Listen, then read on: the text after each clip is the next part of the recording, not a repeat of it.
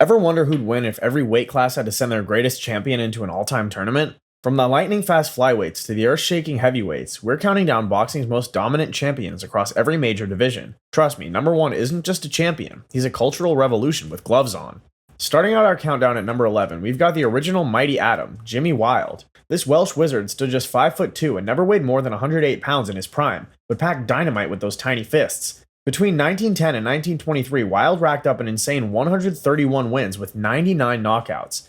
That's a 75% knockout rate from a guy who weighed less than your average middle schooler. Here's the kicker. Wilde once went on a streak of 103 fights without a single loss, including a stretch where he scored 27 consecutive knockouts. Modern boxers complain about fighting 4 times a year. Meanwhile, this madman was knocking out opponents every other Tuesday. He once fought 14 times in 4 months. His stat sheet stands at 131, 3-1. And honestly, those 3 guys who beat him probably needed therapy afterward.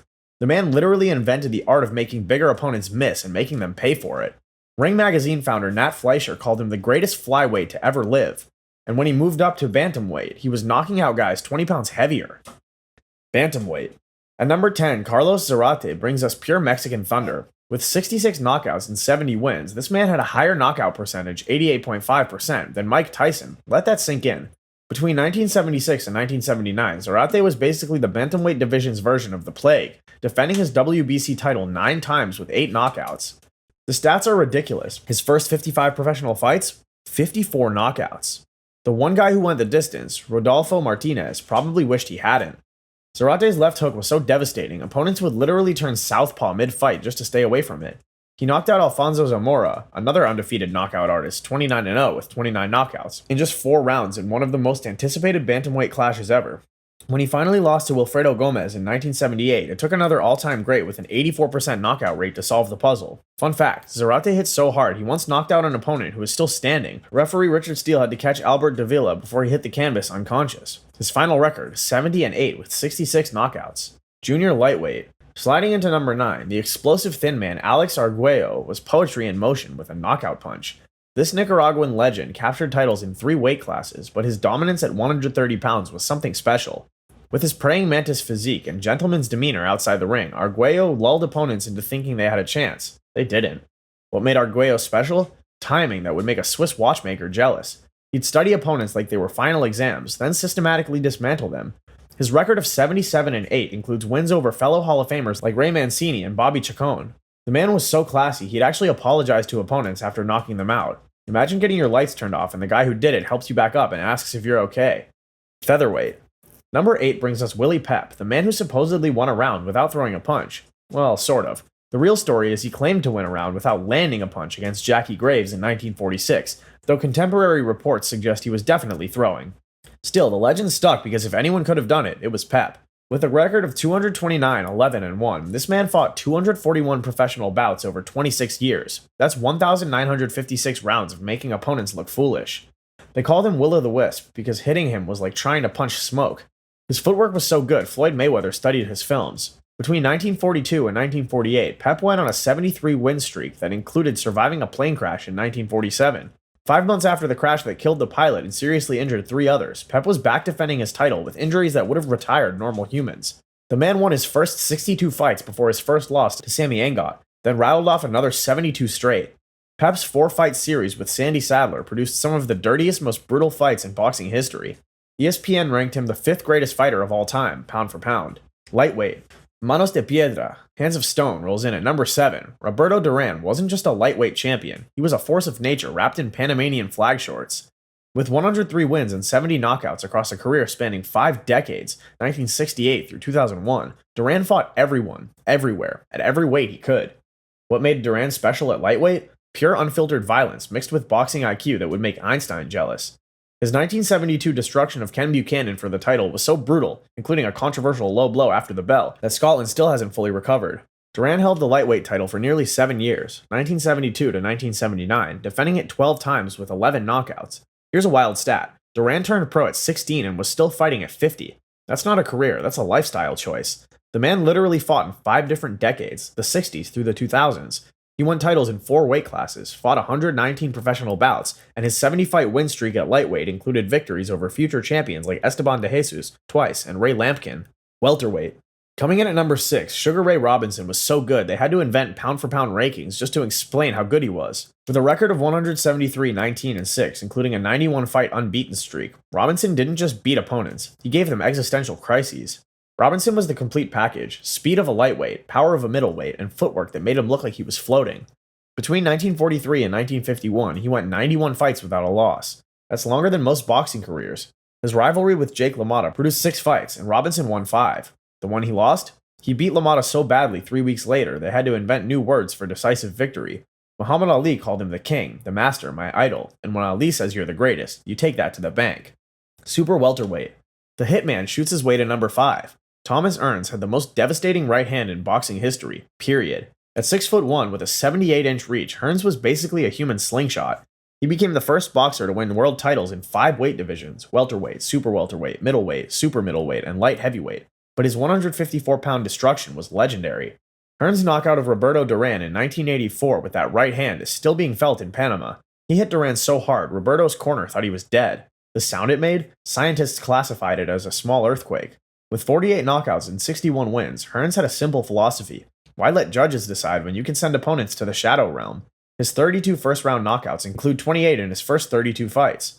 His fights with Sugar Ray Leonard, Marvin Hagler, and Duran, the Four Kings era, produced more excitement than 1,000 Marvel movies. The Hagler fight? First round was called the greatest 3 minutes in boxing history. Fun fact, Hearns hit so hard he once knocked out an opponent, Pedro Rojas, with a jab. A jab! Final record, 61-5-1. Middleweight. Marvelous Marvin Hagler storms in at number 4 with bad intentions and a bald head that could deflect bullets. From 1980 to 1987, Hagler was the undisputed middleweight champion, and undisputed is putting it mildly. This guy was so dominant, challengers needed therapy before and after fighting him. Hagler defended his title 12 times, and here's the scary part: he was never once knocked down in his entire career. Not once. He had a chin made of whatever they used to make Nokia phones out of. His 3-round war with Tommy Hearns? Those 8 minutes contained more action than most careers. Hagler was so tough he legally changed his name to Marvelous because he was tired of announcers not using his nickname. That's not confidence, that's a warning label. Cruiserweight. Number 3 brings us the real deal Evander Holyfield, who dominated the cruiserweight division so thoroughly he got bored and decided to beat up heavyweights instead. As the undisputed cruiserweight champion from 1986 to 88, Holyfield unified all the belts when the division was absolutely stacked with killers. What made Holyfield special? Heart the size of Georgia and a work ethic that would make coal miners look lazy. He beat Dwight Muhammad Qawi in a brutal 15-round war in 1986 that's still studied in cardio classes. Both men threw over 1,000 punches combined. Then he unified the division by destroying Carlos de Leon in 8 rounds and knocking out Ricky Parkey in 3. Holyfield was so dominant at cruiserweight, he literally ran out of opponents. He cleaned out the entire division in just 18 months, going 6-0 with 5 knockouts in title fights. His move to heavyweight? That's like graduating college early because you've already taken all the classes. As a cruiserweight, he was 11-0 with 8 knockouts, never losing a single round on any judge's scorecard in his title defenses. The man was a 190-pound wrecking ball who later became the only 4-time heavyweight champion in history. Number 2, light heavyweight. The runner-up spot goes to Ezard Charles, the most underrated champion in boxing history. Charles was so good he had to move up to heavyweight just to find decent competition. At light heavyweight, he was virtually untouchable, with skills that made other champions look like they were fighting underwater. Here's the criminal part. Charles defeated 4 out of 5 light heavyweight champions he faced, but was never given a shot at the 175-pound title. Against the elite black murderers row of Archie Moore, Charlie Burley, Lloyd Marshall, Jimmy Bivens, and Joey Maxim, Charles compiled an insane 16-2 record. He beat Archie Moore 3 times, including a knockout that reportedly sounded like a gunshot. His record of 95-25-1 includes wins over Joe Louis, Jersey Joe Walcott, twice for the heavyweight title, and virtually every top contender of his era.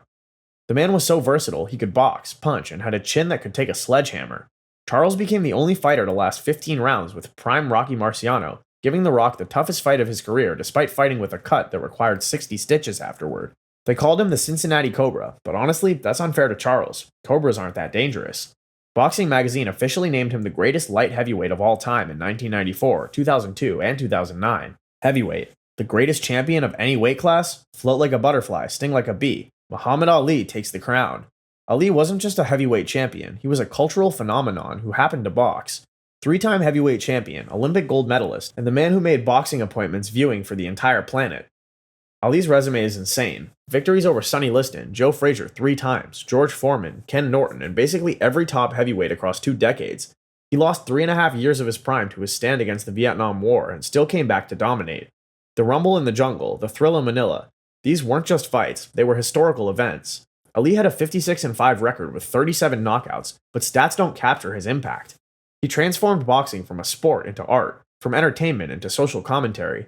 His rope-a-dope strategy against Foreman was pure genius, letting a destroyer punch himself out before knocking him out in the 8th round. The Louisville Lip predicted the rounds of his knockouts, inverted trash talk as psychological warfare, and fought with a hernia against Ken Norton. He avenged 4 of his 5 losses, changed his name from Cassius Clay to assert his identity, and became a global symbol for civil rights, religious freedom, and athletic excellence. Simply put, Ali transcended boxing like no champion before or since. There you have it, fight fans. 11 weight classes, 11 incredible champions who defined greatness in their divisions. From Willie Pep's ghost-like defense to Ali's heavyweight revolution, these warriors proved that true champions come in all sizes. Did your favorite make the list? Drop a comment with your pick for the greatest champion ever, and while you're fired up, hit that subscribe button harder than Hearns' right hand. Join our channel for weekly breakdowns of boxing's biggest legends, wildest knockouts, and untold stories from the sweet science. Until next time, keep your guard up and your notifications on.